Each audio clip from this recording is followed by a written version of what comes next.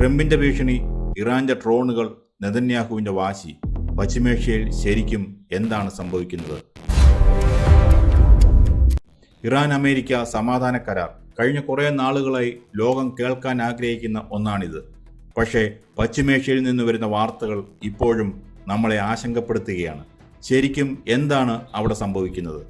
American president Donald Trump ഒരേ സമയം രണ്ടു വള്ളത്തിൽ കാലുറപ്പിച്ചാണ് നീങ്ങുന്നതെന്ന് ചിലപ്പോൾ തോന്നും. ട്രംപിന്റെ വാക്കുകൾ ശ്രദ്ധിക്കൂ. താൻ പശ്ചിമേഷ്യയിൽ സമാധാനം കൊണ്ടുവരുമെന്നും ചർച്ചകൾ വിജയത്തിലേക്കാണെന്നും ട്രംപ് അവകാശപ്പെടുന്നു. എന്നാൽ തൊട്ടടുത്ത നിമിഷം ഇറാനെ ആക്രമിച്ച് തകർക്കുമെന്ന കടുത്ത ഭീഷണിയും അദ്ദേഹം മുഴക്കുന്നു. എന്നാൽ ഈ ഭീഷണികൾക്കൊന്നും ഇറാൻ വഴങ്ങുന്നില്ല എന്നതാണ് യാഥാർത്ഥ്യം. ട്രംപിന്റെ സമാധാന കരാർ പ്രഖ്യാപനങ്ങളെ പൂർണ്ണമായി തള്ളിക്കൊണ്ട് ഇറാൻ തങ്ങളുടെ നിലപാട് വ്യക്തമാക്കി കഴിഞ്ഞു. ലോകത്തെ ഏറ്റവും പ്രധാനപ്പെട്ട എണ്ണക്കടത്ത് പാതയായ ഹോർമൂസ് കടലിടുക്ക് അടയ്ക്കുമെന്നാണ് ഇറാന്റെ ഭീഷണി. അത് വെറുമൊരു ഭീഷണിയല്ലെന്ന് തെളിയിക്കാനായി ഗൾഫ് രാജ്യങ്ങൾക്ക് നേരെയും അമേരിക്കൻ നാവിക കപ്പലുകൾക്ക് നേരെയും ഡ്രോണുകൾ ഉപയോഗിച്ച് അവർ ആക്രമണം നടത്തുകയും ചെയ്യുന്നു. ഇതിനിടയിലാണ് ഇസ്രായേലിന്റെ നിൽപ്പ്. ഇസ്രായേൽ പ്രധാനമന്ത്രി നെതന്യാഹുവിന് ലക്ഷ്യങ്ങൾ പലതാണ്. അവർക്ക് ഇറാനെ മാത്രമല്ല തകർക്കേണ്ടത്, ഹിസ്ബുള്ള, ഹമാസ് തുടങ്ങി തങ്ങളെ എതിർക്കുന്ന എല്ലാ ശക്തികളെയും വേരോടെ പിഴുതെറിയണം. പലപ്പോഴും ട്രംപ് നൽകുന്ന നിർദ്ദേശങ്ങളോ മുന്നറിയിപ്പുകളോ മുഖവിലക്കെടുക്കാൻ പോലും നെതന്യാഹു തയ്യാറാകുന്നില്ല എന്നതാണ് ഇപ്പോഴത്തെ അവസ്ഥ.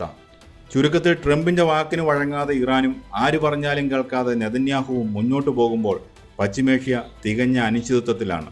എന്തുകൊണ്ടാണ് ഈ അനിശ്ചിതത്വം ലോകത്തെ മുഴുവൻ ബാധിക്കുന്നത്? ആദ്യം നമുക്ക് ട്രംപിന്റെ ഭാഗം നോക്കാം. ട്രംപിന് എങ്ങനെയെങ്കിലും ഈ യുദ്ധം അവസാനിപ്പിക്കണമെന്നുണ്ട്. കാരണം അമേരിക്കൻ ജനതയ്ക്ക് മുന്നിലും ലോകരാജ്യങ്ങൾക്ക് മുന്നിലും താനൊരു സമാധാന ദൂതനാണെന്ന് കാണിക്കേണ്ടത് അദ്ദേഹത്തിൻ്റെ രാഷ്ട്രീയ നിലനിൽപ്പിന് ആവശ്യമാണ്. പക്ഷേ അവിടെ ഒരു നിബന്ധനയുണ്ട്. താൻ ജയിച്ചു, തൻ്റെ തന്ത്രങ്ങൾ വിജയിച്ചു എന്ന് വീമ്പ് പറഞ്ഞുകൊണ്ട് മാത്രമേ ട്രംപിന് ഈ യുദ്ധം നിർത്താനാവൂ. തോറ്റു പിന്മാറി എന്നൊരു പേര് വരാൻ ട്രംപ് ഒരിക്കലും ആഗ്രഹിക്കുന്നില്ല. വെനിസ്വേലയിൽ ചെയ്തതുപോലെ ഇറാനിലേക്ക് നേരെ ചെന്ന് പ്രസിഡന്റിനെ പിടിച്ചുകെട്ടിക്കൊണ്ടുവരാമെന്ന കണക്കുകൂട്ടലിലായിരുന്നു ട്രംപ്.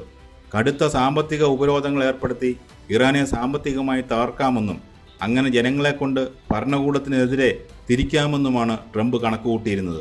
എന്നാൽ വെനിസ്വേലയല്ല ഇറാൻ എന്ന് തിരിച്ചറിയാൻ ട്രംപ് വൈകിപ്പോയി. ഇവിടെയാണ് ലോകത്തെ അത്ഭുതപ്പെടുത്തുന്ന ഇറാന്റെ പ്രതിരോധം നമ്മൾ കാണേണ്ടത്. ഇറാനേറ്റ തിരിച്ചടികൾ ചെറുതല്ല. അവരുടെ രാഷ്ട്രീയ സൈനിക നേതൃനിരയിലെ പല പ്രമുഖരും കൊല്ലപ്പെട്ടു. വ്യോമതാവളങ്ങളും കമാൻഡ് സെന്ററുകളും അടക്കം ഒട്ടനവധി അടിസ്ഥാന സൗകര്യങ്ങൾ നശിപ്പിക്കപ്പെട്ടു. കടുത്ത ഉപരോധങ്ങൾ കാരണം എണ്ണ വ്യാപാരം ഏതാണ്ട് പൂർണ്ണമായി തടസ്സപ്പെട്ടു. ഒരു രാജ്യം തകരാൻ ഇതൊക്കെ ധാരാളമാണ്. എന്നിട്ടും ഇറാൻ വീണ്ടും ആക്രമണത്തിന് സജ്ജമായി നിൽക്കുന്നു. തങ്ങളുടെ ആയുധശേഷിയും ഡ്രോൺ സാങ്കേതിക വിദ്യയും ഉപയോഗിച്ച് അവർ തിരിച്ചടിക്കുന്നു. ഇറാന്റെ ഈ നിലപാടാണ് അമേരിക്കയും ഇസ്രായേലിനെയും ഒരുപോലെ ചിന്തിപ്പിക്കുന്നത്. ഇസ്രായേലിന് ഇതൊരു അതിജീവനത്തിന്റെ പ്രശ്നമാണ്. ഒപ്പം നെതന്യാഹുവിന് തന്റെ രാഷ്ട്രീയ ഭാവിയുടെയും. യുദ്ധം നിർത്തിയാൽ ഇസ്രായേലിനുള്ളിൽ നെതന്യാഹു വലിയ ചോദ്യങ്ങളെ നേരിടേണ്ടി വരും. അതുകൊണ്ട് ട്രംപ് എന്തു പറഞ്ഞാലും സ്വന്തം ലക്ഷ്യം കാണാതെ നെതന്യാഹു പിന്മാറാൻ ഭാവമില്ല. പശ്ചിമേഷ്യയിലെ കാര്യങ്ങൾ എത്തിക്കുന്നത് ലോക സാമ്പത്തിക തകർച്ചയിലേക്കാണ്. ഹോർമൂസ് കടലിടുക്ക് പൂർണ്ണമായി അടയ്ക്കപ്പെട്ടാൽ ലോകത്തെ എണ്ണവില എവിടെയെത്തുമെന്ന് ഊഹിക്കാമല്ലോ. ഇനി വരാൻ പോകുന്നത് എന്താണ്? ഈ പ്രതിസന്ധി എങ്ങോട്ടാണ് നീങ്ങുന്നത്? നമുക്ക് മുന്നിൽ ചില സാധ്യതകളുണ്ട്. സാധ്യത ഒന്ന്, ട്രംപിന്റെ കടുത്ത സമ്മർദ്ദത്തിന് വഴങ്ങി ഇസ്രായേലും സാമ്പത്തിക പ്രതിസന്ധി താങ്ങാനാവാതെ ഇറാനും താൽക്കാലികമായൊരു വെടിനിർത്തലിന് തയ്യാറായേക്കാം. ട്രംപിന് അത് തന്റെ വലിയൊരു നയതന്ത്ര വിജയമായി ലോകത്തിനു മുന്നിൽ ആഘോഷിക്കാം. പക്ഷേ അതൊരു താൽക്കാലിക ശമനം മാത്രമായിരിക്കും. കാരണം ഉള്ളിലെ കനൽ അങ്ങനെ തന്നെ കിടക്കും. സാധ്യത രണ്ട്, ഇത് കൂടുതൽ ഭയപ്പെടുത്തുന്ന ഒന്നാണ്. ഇറാന്റെ ഡ്രോൺ ആക്രമണങ്ങളിൽ അമേരിക്കൻ കപ്പലുകൾക്കോ സൈനികർക്കോ വലിയ നാശനഷ്ടമുണ്ടായാൽ ട്രംപിന് വെറുതെ ഇരിക്കാനാകില്ല. അമേരിക്ക നേരിട്ട് ഇറാനുമേൽ വലിയൊരു സൈനിക ആക്രമണം നടത്തിയേക്കാം. അങ്ങനെ വന്നാൽ ഇസ്രായേൽ കൂടുതൽ ശക്തമായി ഇറാനെയും ഹിസ്ബുള്ളയെയും ആക്രമിക്കും.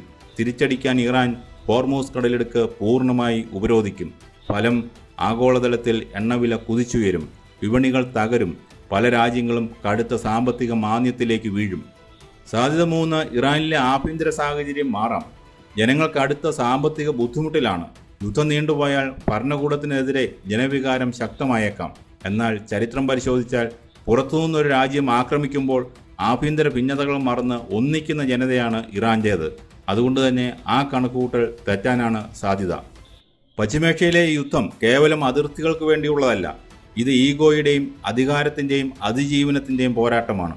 താൻ തോറ്റിട്ടില്ലെന്ന് വരുത്തി തീർക്കാൻ ട്രംപും ആയുധത്തിന് മുന്നിൽ മുട്ടുമടക്കില്ലെന്ന് കാണിച്ച് ഇറാനും ശത്രുക്കളെ പൂർണ്ണമായി ഒടുക്കാൻ നെതന്യാഹുവും വാശി പിടിക്കുമ്പോൾ നരകിക്കുന്നത് ലക്ഷക്കണക്കിന് സാധാരണ മനുഷ്യരാണ്.